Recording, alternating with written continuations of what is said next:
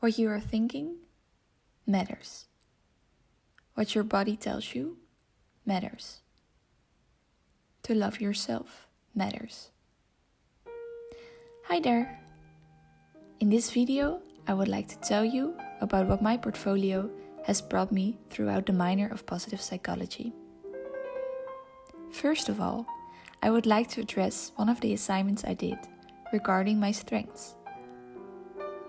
When we had to do the first assignment, the strengths questionnaire, I started to recognize and appreciate the qualities about myself more.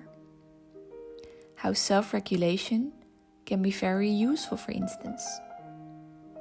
I figured out certain characteristics that were not very present from my point of view, like, for example, that others find me naive, but in a good way.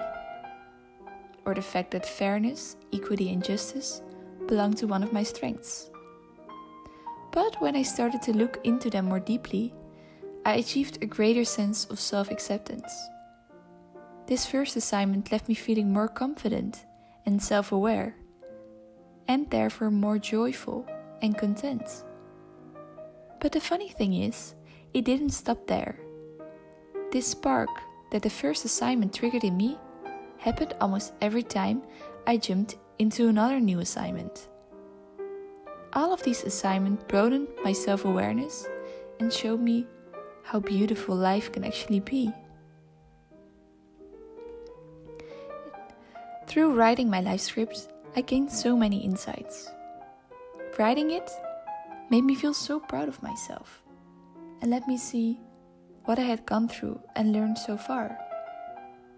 It made me feel grateful for myself, and it made me grateful I went through them. It impresses me that relationships have such a great impact and that they are so correlated with my emotional life. Also, I saw patterns were coming back through my whole lifeline.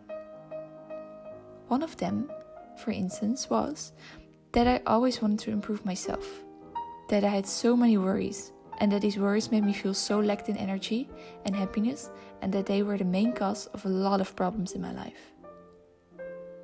I figured out that the main positive experience I had started about 2 years ago, where they were the strongest, and it had mainly to do with being around people, with freedom, adventures, and getting out of my comfort zone. With letting go of demonizing thought patterns, and with doing what you actually like, while being open to it all. It all comes down to self-love and confidence, and the practicing of following my gut, my intuition. My main teachings from this? Well, I found that when you express yourself and love yourself just the way you are, no matter what others might think of you, you can become more alive, confident, but at the same time relaxed. Also, it's all about finding balance in life. There are ups and downs. And for me at least, they all matter, because they make you stronger. You learn from them. And within this balance, don't try to be perfect, but try to be enough.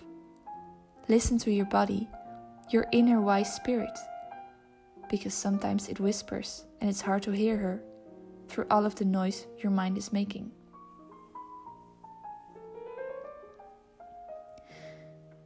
With the personal mission statement, I got a little bit closer to my purpose in life. I am in constant change and life is very unpredictable. But I realized that setting a goal or writing a personal mission statement is just a way to push myself into the right direction and to think about what actually matters most. It doesn't have to be perfect, but it has to feel right in this very moment. Because I knew I had certain visions, ideals, dreams and values, but I was scared to make them concrete already. This exercise changed me in the way that I realized I don't know where I'm going, but I'm on my way, with my ideals and my dreams that are present in this very moment. Overall, I noticed a beautiful shift in my well-being. On a mental level, I am so much more aware of myself and closer to myself and my intuition. I feel more confident about the future with a sense of calm, of trust, and of letting be. What you are thinking matters. What your body tells you matters. To love yourself matters.